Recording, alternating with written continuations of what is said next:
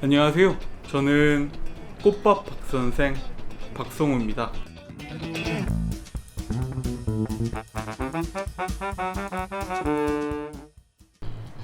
저는 플로리스트와 가드너 사이에 그 어디쯤에 위치해 있는 사람이고, 공간장식 디자인 팀의 대표로 활동하고 있고, 게릴라 가드닝 팀의 게릴라 가드너로 활동하고 있습니다.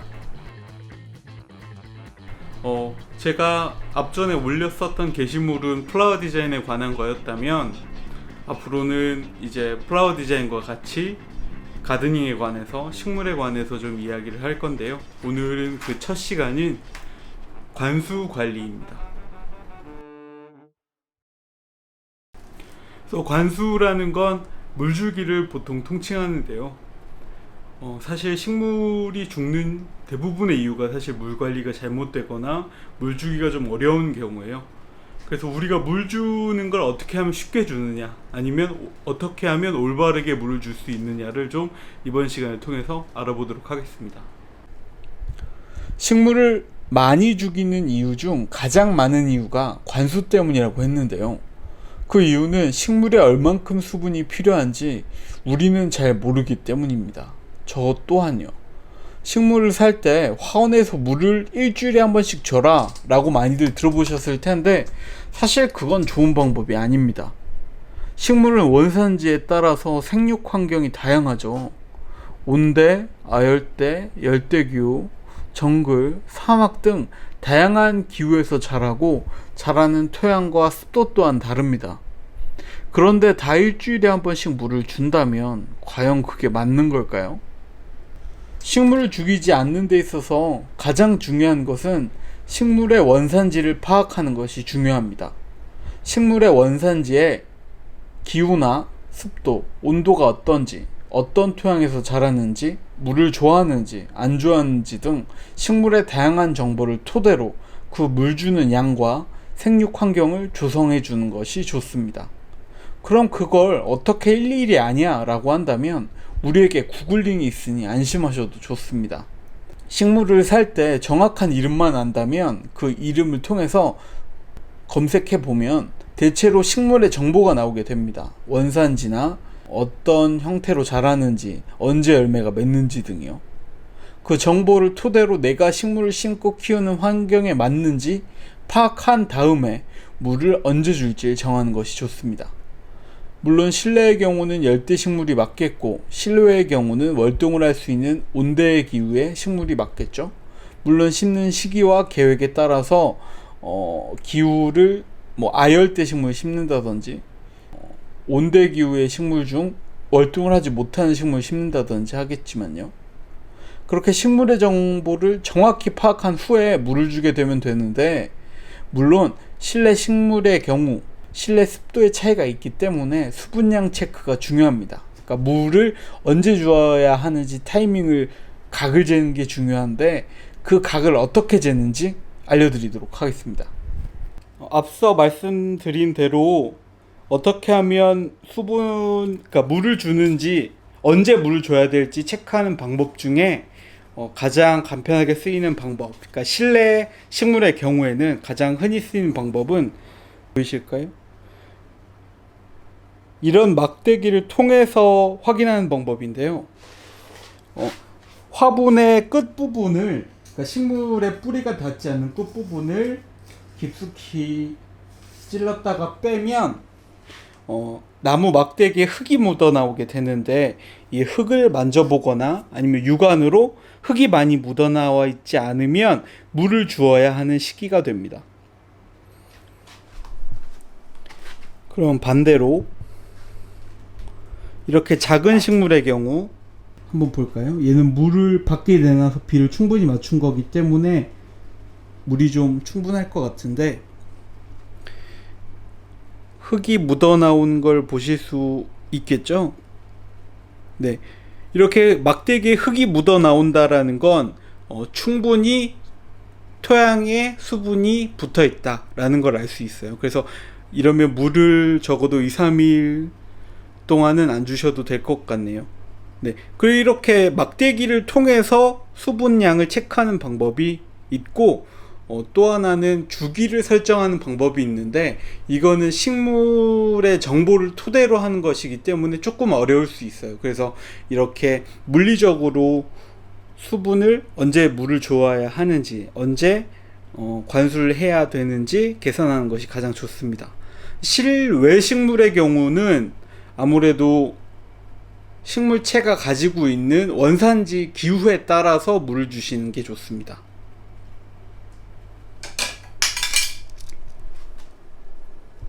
예를 들어서 고사리의 경우는 반음지 식물이고 물을 굉장히 좋아하는 특성을 가지고 있는데요.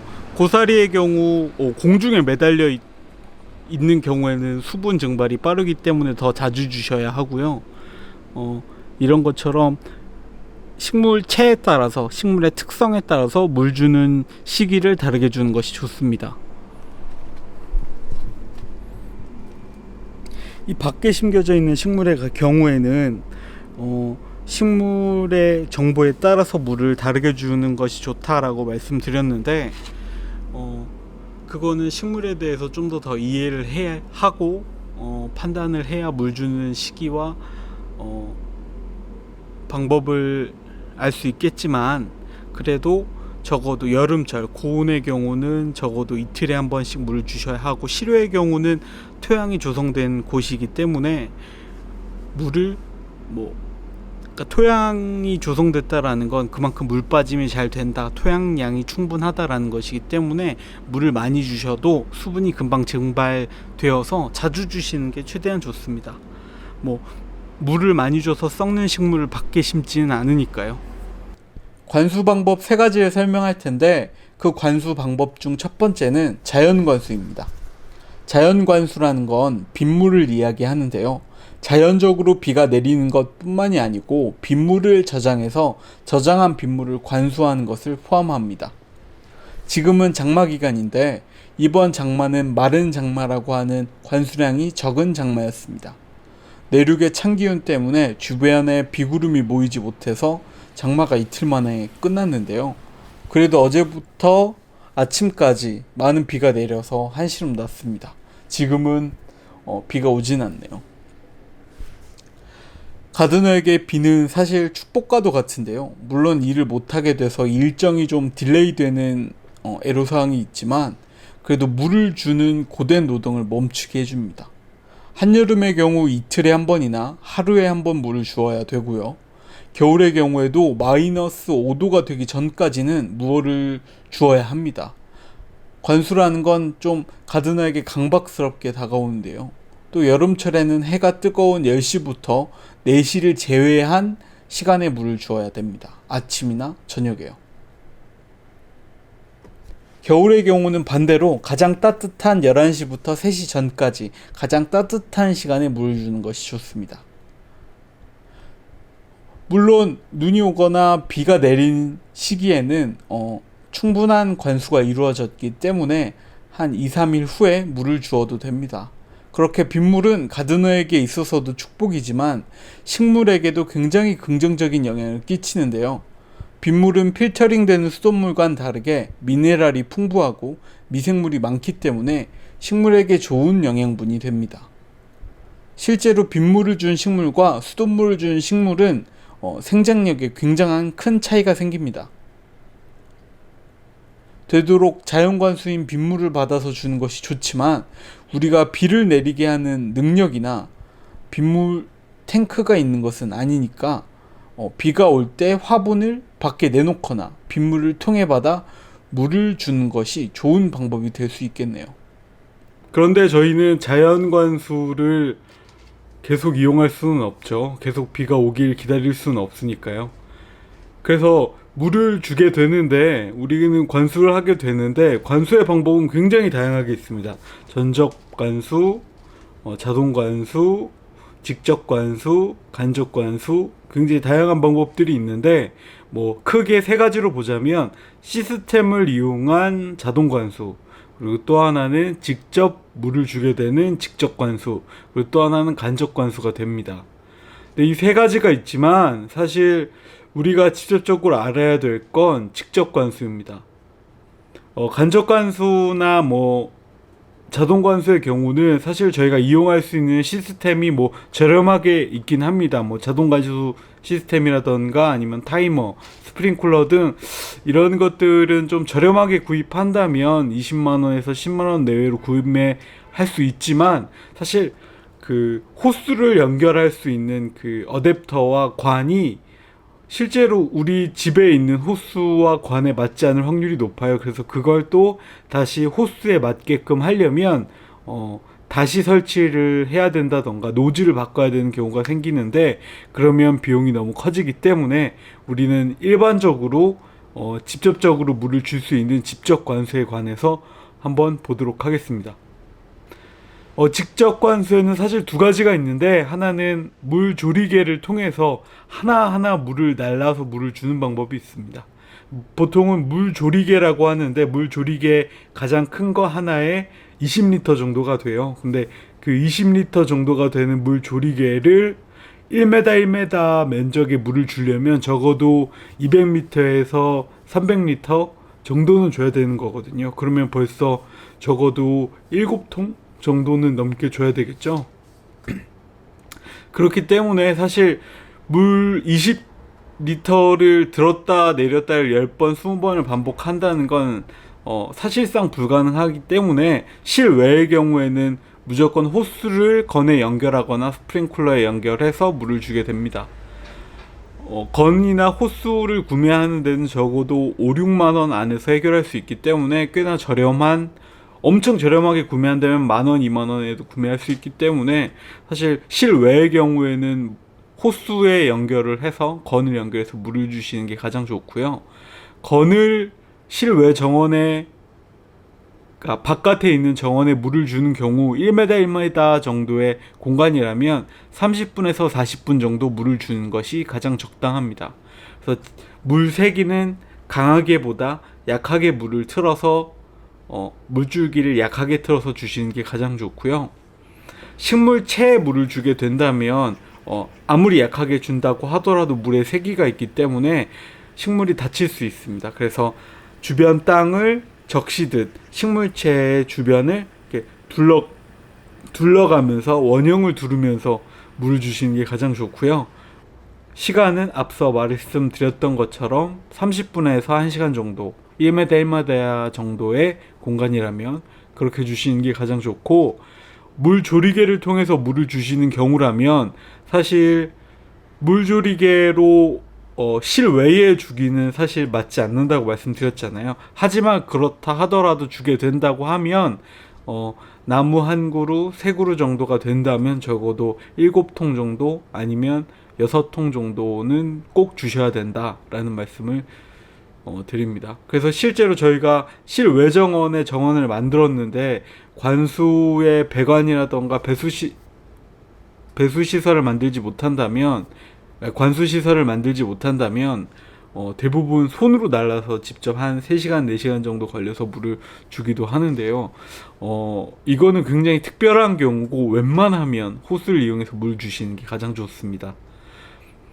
실내의 경우에는 물 조리개로 주는 게 가장 좋다고 말씀드렸는데, 예를 들어서 80cm에서 높이가 80cm, 구경이 적어도 한 50cm, 60cm 정도 되는 큰 화분이라면 적어도 20리터짜리 물 조리개로 한 3번 정도, 그러니까 물이 흘러 넘치는 것을 3번 정도 반복하시는 게 좋은데, 그 이유가 물을 직접적으로 주게 된다면 사실 튕겨나가는 것, 그러니까 유실되는 수분들도 상당히 많기도 하고, 그리고 화분 안에 들어있는 흙이 충분히 수분을 머금을 수 있도록 주시는 게 좋고요. 그래서 물을 한 번에 와장창 붓는 것보다 조금씩 부어서 전체 토양을 적셔 주시듯이 주시는 게 좋습니다.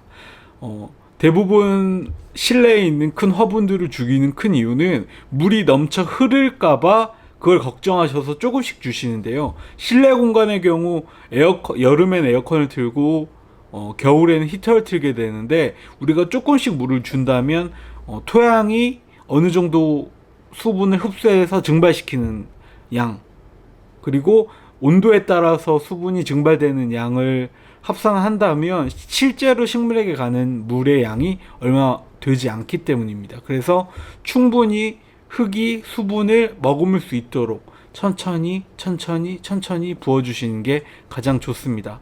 그래서 바닥에 흘러 넘쳐서 지저분해질까봐 걱정되신다면 바퀴가 달린 트레이를 트레이 위에, 그러니까 받침대 위에 식물을 얹혀 놓으신 상태에서 베란다로 끌고 나가시거나 아니면 화장실로 끌고 나가시는 게 가장 좋습니다. 아무래도 그것조차 상황이 여의치 않는다면 그냥 바닥에 흘리도록 하시는 게 가장 좋아요. 일단 바닥이 지저분해진다면 마룻바닥이 아닌 이상은 닦으면 되잖아요. 근데 식물체는 충분히 수분이 섭취되지 않으면 죽기 때문에 지저분해지더라도 좀 감수해 주시고 물을 충분히 주시는 게 가장 좋습니다. 작은 화분에 물을 주실 때에는 고무 대야나 싱크대에 물을 한 화분의 한 3분의 2 정도 아니면 2분의 1 정도, 반이나 8부 정도 물을 채워 주신 다음에 물을 주시는 게, 그러니까 담가 주시는 게 가장 좋고요. 30분에서 1시간 정도 담가 주시는 게 좋습니다. 사실 이렇게 하는 이유는 작은 화분의 경우 작은 화분에 들어있는 토양의 양이 굉장히 적고 뿌리 안에 흙이 차 있는 경우가 있고 이제 흙 겉에 뿌리가 가득 차 있기 때문에 물을 부어주게 되면 유실되는 물의 양이 사실 굉장히 많아지거든요. 그래서 자연적으로 최대한 자연과 동일한 상황에서 물을 흙 자체가, 뿌리 자체가 쭉 빨아 올릴 수 있도록 담가서 물 주시는 방법이 가장 좋습니다. 그래서 오늘은 관수에 관해서 이야기해 보았습니다. 사실 물 주는 건 누구에게나 힘든 일이기도 하지만 그래도 식물을 키운다면 물을 주는 것만으로도 식물이 잘 자랄 수 있게 도와줄 수 있다라는 거거든요. 그래서 우리가 관수하는 방법을 잘 알고 식물에 대해서 잘 이해한다면 우리가 소중히 키우는 식물, 그리고 비싸게 주고 산 식물, 그리고 예쁘게 만들려고 한 정원을 좀 더 잘 가꿀 수 있을 것 같습니다. 그래서 좀 더 자세하게 디테일하게 설명해 드리는 건 다음에 제가 출장을 가거나 했을 때 현장에서 보여드리도록 하고요. 이번에는 관수, 그 다음엔 토양, 그 다음엔 가드닝 디자인에 관해서 조금씩 이야기를 해보려고 하는데요. 두서없이 어느 날은 물 주는 걸 디테일을 설명하고 또 어느 날은 화분을 설명하고 그럴 것 같아요. 그래서 조금 더 가드닝에 관심 있고 식물에 관심 있고 플로리스트에 관심 있고 가드너에 관심 있는 분들은 조금씩 챙겨봐 주셨으면 감사하겠습니다. 좀 두서없는 영상이고 두서없는 말을 계속 하는 게 제가 아직 익숙치가 않아서요. 좀 더 익숙해지면 좀 더 깔끔한 진행과 깔끔한 정보 전달로 찾아뵙겠습니다. 유익하진 않았겠지만 그래도 조금 흥미가 있었다면 좋아요와 구독 한 번씩 눌러주시기 바랍니다. 감사합니다.